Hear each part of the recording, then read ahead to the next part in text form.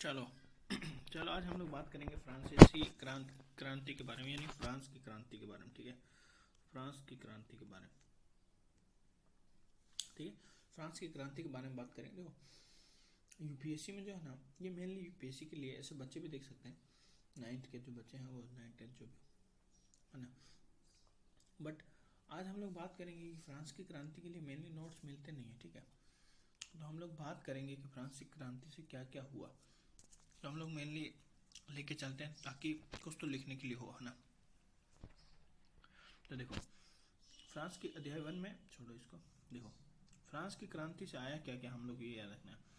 आज हम जो मुक्ति, स्वतंत्रता और समानता की बात करते हैं, मतलब ये बातें हैं, ये कहाँ से आई है, याद रखना। फेल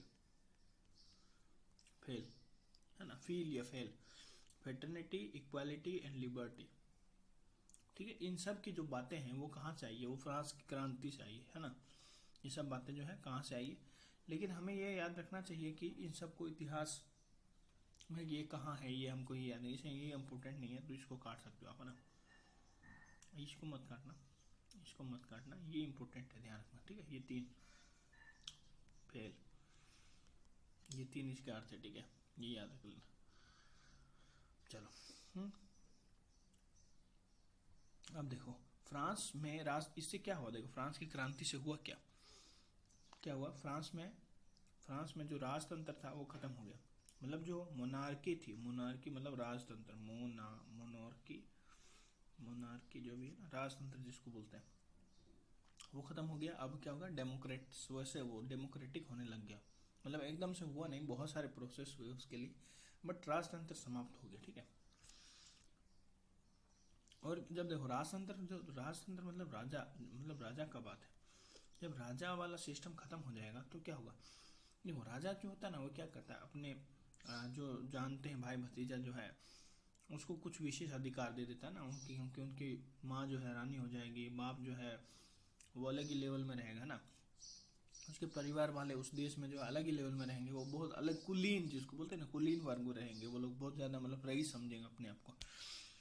तो उनको क्या है ना कि विशेष अधिकार मिल जाते हैं। तो विशेष अधिकारों पर आधारित जो शासन व्यवस्था थी, उसकी जगह अब क्या हो गया, नई शासन व्यवस्था आ गई, है ना, जिसमें राजा वजा था नहीं, राजा को उन्होंने खचाक कर दिया, गर्दन काट दिया। और क्रांति के दौरान तैयार किया गया नया मानव अधिकार घोषणा पत्र, उन्होंने क्या किया, मानव अधिकार घोषणा पत्र तैयार किया गया। और इसी ने क्या किया कि नए युग के आगमन, इसे पता चला नया युग आ गया। नया युग कैसे, जैसे राजा को खत्म कर दिया, राजा को मार दिया, और इससे एक नए युग की शुरुआत हुई, जो जिसमें जनता को थोड़ा सा वैल्यू मिला। पहले जनता को वैल्यू नहीं था, जनता ही फ्रांस में जो है टैक्स देती थी, सारा कार्य करती थी, और ये लोग जो राजा लोग थे और पादरी लोग थे वो मजे लूटते थे ना, वो ऐशो आराम की जिंदगी जीते थे।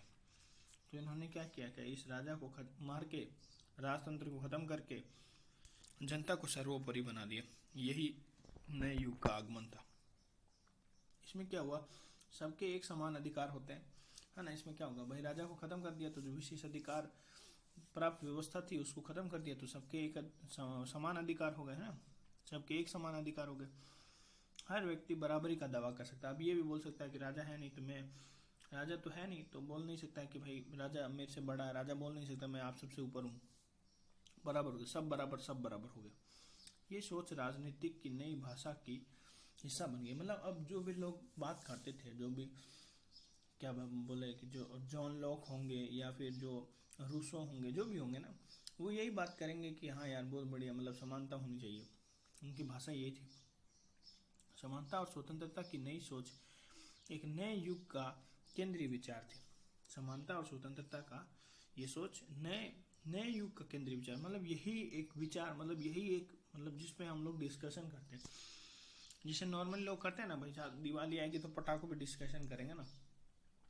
तो उस समय जो लोग थे वो यही डिस्कशन करते थे, स्वतंत्रता, समानता, लिबर्टी, इक्वलिटी, फैटर्निटी, मुक्ति, जो भी है ना, इन सब पे ज़्यादातर बहस करते थे। ये केंद्रीय विचार हो गए थे। लेकिन विभिन्न देशों में इन विचारों का अलग अलग रूपों से समझा गया और साधा गया। मतलब सब, जैसे हम लोग ने थोड़ा इसको अलग रूप से लिया, कोई भारत, चीन, अफ्रीका, दक्षिण अमेरिका, इन सब ने भी जो उपनिवेश विरोधी विचार हैं उनको जन्म दिया, और इस तरह से वो लोग भी फ्रांस की क्रांति से क्या हुए, प्रभावित हुए, और इन जो विशेषताएं हैं, उन जो चीज़ें हैं, उनको उन्होंने सर्वोपरि माना और आगे वो चलते गए। अब यहाँ पे जो है फ्रांसीसी क्रांति दिया हुआ तो है देखो, पर इसमें ये है ना कि ये क्लाइमेक्स है, ये जो पार्ट है ना ये क्लाइमेक्स है, ये पूरा पार्ट क्लाइमेक्स है। इसको अभी पढ़ोगे तो कुछ समझ में नहीं आएगा, ठीक। इसको इसलिए एक बार छोड़ दो, बस उसमें ये बताया कि जो ये किला होता है ना राष्ट्र में, जब क्योंकि सब दुनिया परेशान हो जाएगी, पूरी जनता परेशान हो जाएगी राजा से, तो वो क्या करेगी, इस राजा के किले को तोड़ना चाहेगी, क्योंकि राजा का किले ही उसका प्रतिष्ठा है, सम्मान है ना। तो सम्मान किसी का, लोग क्या करते हैं भाई कि भाई किसी को नीचे गिराना है ना, तो जो जो उसकी इज्जत है ना, उसकी इज्जत को बर्बाद कर दो। तो राजा का इज्जत या प्रतिष्ठा क्या होती है, किला। तो लोगों ने किलों पे हमला कर दिया। ये क्लाइमेक्स का बात है, पर फिर भी इसको हम लोग सब लास्ट में पढ़ेंगे, ठीक है, एक बार अभी नहीं, क्योंकि इससे पहले हमें ये जानना होगा कि लड़ाई किस तरह से हुई और क्या कारण थे कि लड़ाई हो गई, और उससे पहले वहाँ का समाज क्या था, समाज में क्या गड़बड़ियाँ हुई, क्या चेंजेस हुए, क्या परिवर्तन हुए, जिसके कारण समाज ने ये रुख लिया कि उन्होंने ये सोचा कि हम राजशाही को या राजतंत्र को ख़त्म करेंगे और जनता को जो है सर्वोपरि मानते हुए उनका शासन लाएंगे, समानता स्वतंत्रता का भाव लेके आएंगे, है ना। ये कैसे आया उनके अंदर, ये सोच कैसे आई उनके अंदर, ये वाला बात इंपॉर्टेंट है। हाँ, इसमें भी कुछ कुछ बताया है, वो ज़्यादा इंपॉर्टेंट नहीं है।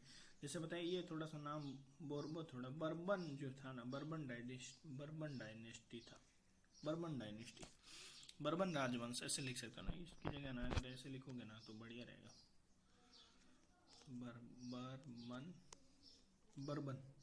ये तो इसने क्या बुरबो लिख दिया, ऐसा थोड़ी होता है, ठीक है। इसको छोड़ सकते हो, इसमें कोई खास नहीं है, ध्यान रखना, पढ़ सकते हो।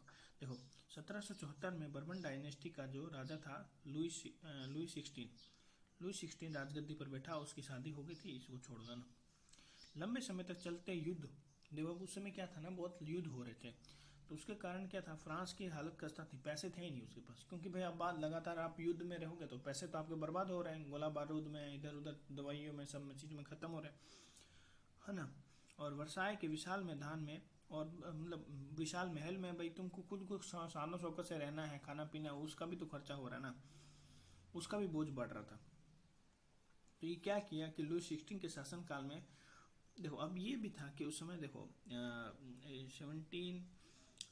76 से 81 के आसपास जो है ना, उससे पहले थोड़ा सा, उससे पहले जो है अमेरिका का याद करो, अमेरिका का, कि देखो अमेरिका में क्या था ना कि अमेरिका और ब्रिटेन ने पहले मिलके फ्रांस को भगाया था अमेरिका से, जो आज नॉर्थ अमेरिका हम लोग बोल रहे हैं वहाँ से, ठीक है। वहाँ से किसने, ब्रिटेन और जो अमेरिका में रहने वाले लोग थे उन्होंने किसको भगाया था, फ्रांस को भगाया था। तो फिर फ्रांस ने भी क्या किया ना कि जब अमेरिका जो है ब्रिटेन के खिलाफ हो गया, वर्सेज में चला गया, तो क्या किया ना कि फ्रांस ने भी हेल्प किया किसको, अमेरिका को, बोले कि तो उसने मेरी ली है, मैं इसकी लूँगा, तो अपन दोनों मिल के इसको भगाएंगे। तो इस कारण भी उसका जो है भाई पैसा लगेगा ना, सेना लगेगी कि नहीं, तो उसके कारण उसका भी थोड़ा सा उसको नुकसान हुआ था। यही लिखा इसने, ठीक है। और उसका बताया कि उसने कितना मतलब कर्ज में डूब गए थे, है ना, वो देख सकते हो कि फ्रांस पर कितना 10 अरब लीवर को थोड़ा सा चेंज कर दो, लीवर ऐसे लिखते हैं, है ना, लीवर को थोड़ा सा ऐसे करके लिख दो, लीवर, ये उनकी करेंसी है, मुद्रा है, ठीक है। तो सोचो उन पर बोझ कितना हो गया था, 10 अरब लीवरे से भी अधिक कर्ज था, और पहले से ही 2 अरब का बोझ चढ़ा रखा था। सोचो 10 अरब तक से भी अधिक का उन पर कर्ज था, उन इतना कर्ज लेके बैठी, सोचो उनकी जो राजा है वो, और वो सरकार से कर्जदाता अब 10% की ब्याज की मांग कर रहे हैं, मतलब ब्याज भी बहुत हाई ले रहे हैं। इसके कारण क्या हुआ कि वो बजट जो है उसका बहुत बड़ा हिस्सा क्या जाता था, कर्जदार को चुकाने में जाता था, है ना। तो अब क्या होगा ना कि भाई इन सब की पूर्ति करने के लिए राजा क्या करेगा ना कि ज़्यादातर बोझ जो है वो टैक्स जो है वो जनता पर डाल देगा, है ना, क्योंकि भाई वो तो अपना तो कम करेगा नहीं, अपना तो शानो शौकत कम करेगा नहीं, और उसको सेना को भी देना है, कार्यालयों को भी पैसा देना है, जो सरकारी कार्यालय उनको भी पैसा देना है।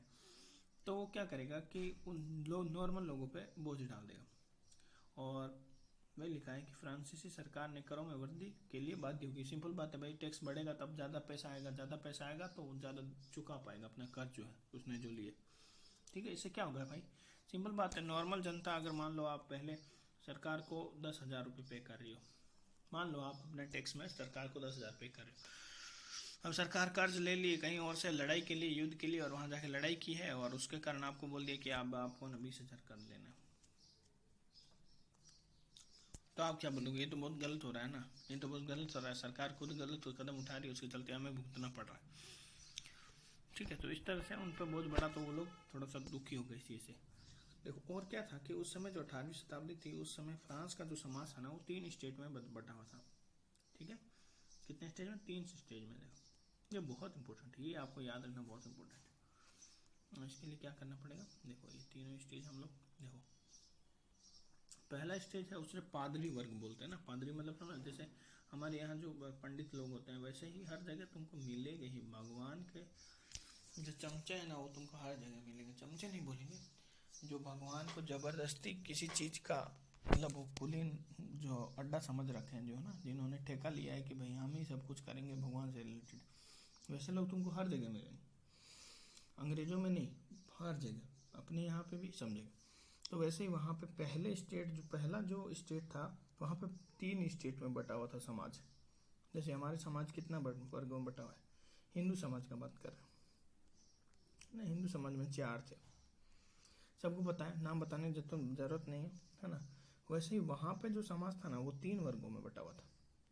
पहले में पादरी आते थे, दूसरे में कुलीन वर्ग आते थे, ठीक है, कुलीन वर्ग जो राजा उजा थे वो सब लोग आते थे, तीसरे में जो है नॉर्मल जनता आती थी। ठीक है, तीसरे में नॉर्मल जनता में भी कौन कौन, देखो बड़े जो व्यापारी व्यवसायी लोग थे, जो अदालत में कर्मचारी थे, वकील थे, कारीगर थे, किसान थे, हाँ छोटे किसान हो गए, जो कुछ भूमिहीन किसान हो जाएंगे, नौकर हो जाएंगे, मजदूर हो जाएंगे, ये सब भी तीसरे में आते थे, सोचो। ठीक है, ये सब तीसरे में आते थे, याद रखो। ठीक है, और यही सब लोग मिल के क्या करते थे, ये तीसरे वाले लोग जो है ना ये टैक्स पे करते थे, टैक्स इन्हीं लोगों के द्वारा पे किया जाता था, इन्हीं लोगों के द्वारा, ये दोनों ऊपर वाले टैक्स नहीं पे करते थे, सबसे बड़ी बात। खर्चा ये करते थे, देखो लड़ेगा कौन दूसरों से, ये कुलीन वर्ग, राजा जो है, राजा और उसके परिवार वाले दूसरों से लड़ाई करेंगे, अपना मतलब साम्राज्य विस्तार करेंगे, पर उस लड़ाई से के लिए उन्होंने जो कर्जा लिया है उस कर्जे को उतारने के लिए जो कर है वो टैक्स बढ़ाएंगे तो इन पर बोझ आएगा। मतलब वही होता ना कि भाई जैसे कि लड़की को देखे कौन, आँख है ना, आँख मारी, मान लो आँख ने गड़बड़ की, आँख ने पिटा कौन, पिछवाड़ा लाल कर दिया किसी ने, है ना, ये याद रखना। वही भाई दुख, गलती कोई और कर रहा है पर उसका भुगतान कोई और कर रहा है, इसी तरह से। ठीक है, तो अब क्या हो गया ना कि अब लोग जो है, अब और खासियत क्या हो गई कि भाई उस समय का जो समाज था ना उसमें बहुत सारे दार्शनिक लोग आ गए थे, मध्य वर्ग जो है उभर कर आ रहा था। मध्य वर्ग जो है, मध्यम वर्ग जो होता है ना वो सबसे खतरनाक वर्ग होता है, ध्यान रखना। ये जब, क्योंकि इसके पास क्या होता है ना, इसके पास बहुत सारे संसाधन होते हैं, इसके पास नॉलेज होता है ना, इसके पास न्यू थॉट्स होते हैं, नए विचार होते हैं, और ये नए विचारों से क्रांति लाने की ताकत रखता है, हमेशा ध्यान रखना। इसी समाज ने ही, इसी वर्ग ने ही हमेशा ही क्रांति, मतलब हमेशा नहीं, मतलब ऑलमोस्ट क्रांति लाई है, और ये क्रांति का सबसे बड़ा जनक बोल सकते हो। मध्य वर्ग बहुत खतरनाक होता है, बोल सकते हो। ठीक है, कि इसने जो है ना ये क्रांति जब लाएगा ना तो बहुत हालत खराब कर देगा। ठीक है, तो उस समय का स्थिति बताया है, देख सकते हो, इसको कोई याद करने की जरूरत नहीं है। ठीक है, इसमें कुछ खास है नहीं कि भाई बताया कि है ना, ये वर्ग मैंने समाज से बता दिया कि क्या थे, है ना। उससे देखो उस समय पहले पूरी आबादी में लगभग 90% तो किसान थे, और लेकिन जमीन के मालिकों की संख्या बहुत कम थी, मतलब ऐसे किसान जिनके पास खुद की जमीन हो ऐसी बहुत कम संख्या थी। 60% जमीनों पर कुलीन और चर्च और तीसरे स्टेट के अमीर जो व्यापारी जो लोग थे उन सब का अधिकार था। ठीक है, 60% जमीन पर, ठीक है। और प्रथम दो स्टेट जिनमें कुलीन आते हैं और पादरी आते हैं के लोगों को, इन लोगों को जन्म के आधार पर ही कुछ विशेष अधिकार प्राप्त होते हैं, ये पता है। और जो मध्यम वर्ग के लोग होते हैं ना उनको ये विशेष अधिकार पसंद नहीं होते। उनका मानना होता है कि जन्म के आधार पर विशेष अधिकार नहीं होने चाहिए, जो विशेष अधिकार होने चाहिए वो योग्यता के आधार पर होने चाहिए, है ना। आज का समाज आप देख सकते हो कि विशेषाधिकार जन्म के आधार पर नहीं देता। जैसे मान लो कि कोई हीरो हो गया, जैसे कि फरदीन खान है ना, फिरोज खान का बेटा फरदीन खान, मूवी देखते हुए, बहुत पुराना हीरो है फरदीन खान। तो क्या है ना कि जनता ने उसको नहीं पसंद किया, उतना उसका उतना मूवी नहीं चला। तो क्या होगा भाई, वो कुलीन जरूर था, कुलीन वर्ग में जरूर था, बट वो बाद में उतना अच्छा चला नहीं, उतना बढ़िया नहीं करवाया। क्यों? क्योंकि उसकी योग्यता उतनी कम होगी बाकी हीरो के कंपेयर में, तो वो उतने योग्य नहीं हुआ होगा। ठीक है, चलते हैं आगे। देखो ठीक है, और उन लोगों को क्या था, वो विशेषाधिकार, देखो अब सिंपल आप खुद सोचो भाई, जिनको विशेषाधिकार जन्म से विशेषाधिकार मिले हुए हैं, वो लोग क्या करेंगे? उन लोगों को कर में छूट मिलेगा ना, मिलेगा कि नहीं मिलेगा? बिल्कुल मिलेगा, उनको कर में छूट मिलेगा। ठीक है, ये ध्यान रखना। और कुलीन वर्ग को कुछ अन्य सामंती विशेषताएं भी थी, जैसे वह किसानों का सामंती कर वसूल सकते थे, मतलब भाई टैक्स वैक्स ले सकते थे, उनका काम यही था, है ना। किसान अपने स्वामी को सेवा, स्वामी मतलब उसका काम करना, खेती करना, जो मतलब पग पाँव दबाना होता है ना भाई, घर के कुछ काम कर देना, वैसे वो लोग काम करते थे। ठीक है, ये ध्यान रखो।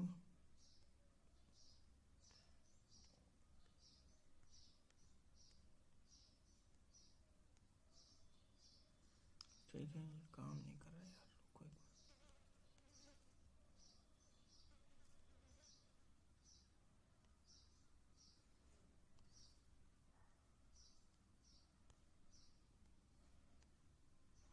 चलो काम करने लगे। देखो ठीक है, अब देखो ये तो हम लोग ने पढ़ लिया, और ये क्या हुआ, हाँ ये सेवा दे रहे। अब देखो यहाँ पे ये है कि चर्च भी जो है किसानों पर क्या करते थे भाई। अब चर्च लोग वाले ना, हमें से ध्यान रखना है, पंडित लोग जो चर्च लोग होते हैं, ये आम आदमी ये मारने में लगे होते हैं, इन लोगों का कुछ काम नहीं होता है ना। ये लोग चाहते हैं कि भाई किसी न किसी तरह से इनसे पैसा जुगाड़ा जाए, है ना। पहले ऐसा होता था, अब तो बहुत कम होता है। पहले की मैं बात कर रहा हूँ, पहले ऐसा होता था, पहले अच्छे भी लोग होते थे, पहले अच्छे पंडित भी होते थे और बुरे पंडित भी। भाई ये अच्छा बुरा हर जगह मिलेगा आपको। ठीक है, तो चर्च भी जो है किसानों से कर का एक हिस्सा ले सकते हैं, उसे टाइड बोलते थे। टाइड, ऐसे टाइड याद हो, टाइड होता है ना, टाइड हो वाइट हो, जो एक न्यूज एडवर्टाइजमेंट है, ये एक तरह का धार्मिक कार्य था, जो कि चर्च के द्वारा किसानों से लिया जाता था ना, चर्च के द्वारा किसानों से लिया जाता था, ये याद रखें। ठीक है, किसान वो वसूलता था। फिर जो है, और तीसरे स्टेट के जो लोग हैं, वो उसको सरकार के तौर पर भी, सरकार जो है वो भी कर लेती थी, मतलब जो कुलीन वर्ग है, राजा लोग जो है, सरकार जो है वो भी लेती थी। उसको उन्होंने टाइल बोला है ना। इसको वैसे बोलोगे टाइल बोलते हैं, और थोड़ा अलग प्रोनाउंसिएशन होता है, बट हम लोग को टाइल लिख देना। ठीक है, जो कि एक प्रत्यक्ष कर था। ठीक है, और अनेक अप्रत्यक्ष कर भी शामिल थे, मतलब जैसे कि तंबाकू और नमक जैसी रोजाना जो उपयोग वाली चीज़ें, उन पर भी वो लोग टैक्स लेते थे। अब सोचो, नमक को लेके गांधी जी ने, नमक पर जब कर लगाते थे अंग्रेजों ने, गांधी जी ने दांडी यात्रा सहयोग आंदोलन स्टार्ट कर दिया था ना। खतरनाक, ये ध्यान रख। तो भाई मतलब सविनय अवज्ञा,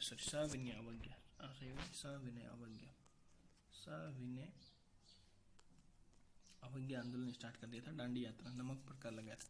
तो इस तरह से जो है नॉर्मल लोगों पर जो कि है टैक्स लगता था, और इस तरह से लोगों का शोषण होता था। तो ये तो समझ गए, ये सब मैं जो है दिया वही है जो मैंने पढ़ दिया। ठीक है, अब देखो यहाँ पे जो आप फोटो दिख रहे हो, उसमें दिखाया है कि एक जो आदमी है, वो ये जो मकड़ा है, ठीक है, इन्होंने इसको मकड़ा कहा है, जो कि एक धनाढ़ी आदमी है, पैसे वाला आदमी है, और ये बेचारा मक्खी है। क्यों बोला इसको मक्खी और इसको मकड़ा क्यों बोला है, इसमें इसने पूछा है। तो वही सिंपल बात है, मकड़ा क्या करता है, मक्खी को फंसा लेता है, उसका शोषण कर लेता है, फाइनली उसको शोषण करके चूस के उसको छोड़ देता है, मार देता है ना। वैसे ही, तो वैसे ही जो नॉर्मल ये जो धनाढ़ व्यक्ति है, कुलीन व्यक्ति है, ये क्या करेगा, ये इसका शोषण करेगा, है ना। ये इसका शोषण करता है, उसे पैसा लेता है, उसे फ्रूट्स लेता है, चीज़ें लेता है, जो उस समय ली जाती थी टैक्स के रूप में, और उसकी तरफ वो देखता भी नहीं है, मतलब उसको सोचता भी नहीं है कि वो उसका बुरा हो रहा है कि नहीं, उसका हम शोषण क्यों कर रहे हैं, इस तरह से बिल्कुल भी विचार नहीं करता, जैसा मकड़ा नहीं करता है मक्खी को शोषण करते समय, या उसका जो भी उसका ना, उसको मारते समय। ठीक है, इस तरह से हम कह सकते हैं कि भाई ये इसको मकड़ा इसलिए बोला है और इसलिए इसको मक्खी बोला है बेचारे गरीब आदमी को। ठीक है, फिर जीने के संघर्ष में आप थोड़ा सा इसको देख सकते हैं क्योंकि इतना ज़्यादा इम्पोर्टेंट नहीं है ये, ना ये वाला पार्ट इतना इम्पोर्टेंट नहीं है। उसमें मैं बताया कि भाई जो 1715 में इनकी जो जनसंख्या थी 2.3 करोड़ थी, बाद में 2.8 हो गई, तो वो क्या हो गया भाई सिंपल बात, 2.3 से जनसंख्या क्या होगी 2.3 से 2.8 पॉइंट अच्छे से नहीं है 2.8 इतना करोड़, यानी 0.5 करोड़ जो है उसमें क्या हो गया बढ़ोतरी हो गया। ठीक है, 0.5 करोड़, तो क्या होगा सिंपल सोचो ना कि भाई, सिंपल सोचो ना कि भाई जो इतनी जमीन, जैसे मान लो जमीन सोचो, इतनी जमीन है, पहले 10 लोग खाने वाले थे, अब मान लो 15 लोग खाने वाले हो जाए, तो क्या होगा, ये चीज़ें महंगी हो गई क्योंकि यहाँ तो उत्पादन तो उतना ही होगा। और ऊपर से क्या हुआ कि, है ना, ऊपर से क्या हुआ कि उस समय जो है एक मतलब ऐसी आपदा भी आ गई, तो उसके कारण क्या है ना कि और ज़्यादा अनाज उत्पादन हुआ ही नहीं, तो उसके कारण क्या होगा और ज़्यादा हालत खटक, मतलब हालत खस्ता होगी। सोच रहे हो तुम, मतलब उसमें महंगाई बढ़ जाएगी, है ना। ऊपर से राजा भी टैक्स लगा रहा है, पहले जा रहा है, देख भी नहीं रहा है कि जनता की हालत पहले से ख़राब है। तो इसको थोड़ा मैं पढ़ देता हूँ एक बार। देखो यहाँ पे जनसंख्या बढ़ी, परिणाम स्वरूप अनाज उत्पादन की तुलना में मांग में काफ़ी तेज़ी से बढ़ी, क्योंकि ओबियसली जनता बढ़ रही है, लोग बढ़ रहे हैं, मुंह बढ़ रहे हैं, जितने मुंह होंगे उतने ज़्यादा अनाज खाएंगे वो लोग। अधिकांश लोगों के मुख्य खाद्य रोटी, जो खाद्य क्या थी, पाव रोटी की कीमत जो है तेजी से वृद्धि होगी, क्योंकि लोग बढ़ रहे हैं पर उत्पादन तो ऑलमोस्ट उतना ही रहेगा, तो क्या होगा, महंगाई बढ़ जाएगी। लेकिन कामगार, कारखानों में मजदूरी करने वाले लोग जो है, और उनकी मजदूरी मालिक तय करते हैं, उनकी मजदूरी मालिक तय करते थे, और मजदूरी महंगाई की दर से बढ़ नहीं रही थी। हमेशा ये ध्यान रखना, जैसे मेरे भाई है, वो आज 550-600 रुपये ना लेता है एक दिन के काम करने के। मैं एक साल से देख रहा हूँ, एक साल से देख रहा हूँ उसका तनख्वाह इतना ही है, इतना ही वो कमा रहा है। परंतु मैंने देखा है कि महंगाई जो है, या तेल का हो गया चाहे पेट्रोल का हो गया, वो तो महंगे हो रहे हैं पर इसका दाम नहीं बढ़ रहा। सबसे बुरी चीज़ ये है पता कि गरीब आदमी की तनख्वाह नहीं बढ़ रही है, जिस हिसाब से बढ़नी चाहिए उस हिसाब से उसका बढ़ नहीं रहा है। तो इसलिए क्या होता है ना, वो गरीब होता जाता है, वो चीज़ें ही नहीं खरीद पाता है। तो फिर फाइनली वो क्या करेगा, गुस्से में आ जाएगा कि आज मैं कुछ कर नहीं पा रहा हूँ, इसका सबसे जिम्मेदार कौन है। फिर जब मध्यम वर्ग आएगा तो वो बताएगा इसका जिम्मेदार है तुम्हारा राजतंत्र, वो राजा लोग जो हैं वो तुमसे पैसा इतना कलेक्ट कर रहे हैं कि तुम्हारे पास पैसा कुछ रह नहीं रहा है और महंगाई बढ़ रहा है। ठीक है, तो इससे क्या होगा भाई, गरीब और अमीर की जो है खाई जो है ना चौड़ी होती रहेगी, है ना, ऐसे समझ लो, ये इधर अमीर है और ये गरीब है ना। जैसे सिंपल सोचो ना, देखो एक ये मान लो स्टैक है और एक ये स्टैक है। ठीक है, तो पहले ये स्टैक ऐसे था, फिर ये स्टैक ऐसे हो गया, और ये बेचारा इतना छोटा और छोटा हो गया। तो क्या हो, ये तो देखो कह रहा है ये चौड़ी हो रही कि नहीं, इस तरह से। ठीक है, बदतर होती जा रही है, सूखे और ओले, मैंने बताया ना आपदाएं भी आएगी, जैसे सूखा पड़ गया, ओलावृष्टि हो गया, तो क्या होगा, फसल बर्बाद हो जाएगी। अब रोजी रोटी का संकट हो जाएगा, फसल बर्बाद हो जाएगी तो क्या होगा, पहले से उत्पादन जो था वो और कम हो गया, तो अब चीज़ें और महंगी हो जाएगी, बहुत ज़्यादा महंगी हो जाएगी। हो सकता है नॉर्मल आदमी पाव रोटी भी ना खरीद पाए खाने के लिए, है ना। और ऐसी स्थिति में जीविका संकट प्राचीन राजतंत्र के दौरान फ्रांस में काफ़ी आम था, काफ़ी आम थे। ठीक है, और ये मतलब इस तरह से जीविका संकट उत्पन्न हो गया, क्योंकि खाने के लिए पाव रोटी नहीं मिलेगा ना, तो इंसान क्या करेगा। फिर इसमें बताया कि क्या क्या भरना है, तो भर सकते हो आप। जैसे फसल खराब होगी तो क्या होगा, सबसे पहले बताओ, खुद बताओ, फसल खराब होगा तो क्या होगा, अन्न का अभाव होगा, अन्न का अभाव, इसके बाद में ये लिखेंगे अन्न का अभाव, अन्न का अभाव होगा, और अन्न का अभाव होगा, खाद्य पदार्थों की मांगे बढ़ेगी, खाद्य पदार्थों की मांगे बढ़ेगी, है ना। और खाद्य पदार्थों की मांगे बढ़ेगी तो क्या होगा, जो नॉर्मल आदमी है पाव रोटी भी नहीं जुगाड़ पाएगा, नहीं जुगाड़ पाएगा। अब जब नहीं जुगाड़ पाएगा तो क्या होगा, नहीं जुगाड़ पाएगा तो वो होगा कि दंगे होंगे, खाद्य दंगे होंगे, खाद्य दंगे, खाद्य दंगे, यहाँ पर खाद्य दंगे लिख सकते हो, है ना, यहाँ पे लिखो खाद्य दंगे, सॉरी यहाँ पे नहीं, यहाँ पे खाद्य दंगे होंगे। खाद्य दंगे से क्या होगा, हो सकता है खाद्य दंगे जब होंगे जब क्या होगी, लोगों की मौतें होंगी, दंगे होंगे तो क्या होगा, मरेंगे ना लोग, तो मृतकों में वृद्धि हो जाएगी, समझ गए। दूसरा, जब कीमत बढ़ेगी तो क्या होगा, लोग खरीद नहीं पाएंगे, तो क्या हो जाएगा, शरीर हो जाएगा कमज़ोर, कमज़ोर शरीर हो जाएगा, कमज़ोर शरीर महामारी को पकड़ लेगा, महामारी से क्या हो जाएगा, मृतकों की संख्या में वृद्धि हो जाएगी। इस तरह से आप कर सकते हो। ठीक है, ठीक है। फिर जो है अब ये देखो, इसमें जो है ना अगला पॉइंट जो है वो आया है, उभरते मध्य वर्ग में ने जो विशेषाधिकारों के अंत की कल्पना है, ये वाला जो है ये टॉपिक हम लोग नेक्स्ट में करेंगे। ठीक है, नेक्स्ट में हम लोग करेंगे, क्योंकि ये बहुत बड़ा चैप्टर है, कम से कम इसका 5-6 पार्ट आएगा, तब ये जाके कुछ सल्टी बड़ा होगा इसका। तो इस पेज तक है, हम लोग करेंगे। 5-6 लगेगा तो लगेगा, कोई नहीं, बट हम लोग करेंगे अच्छे से ना।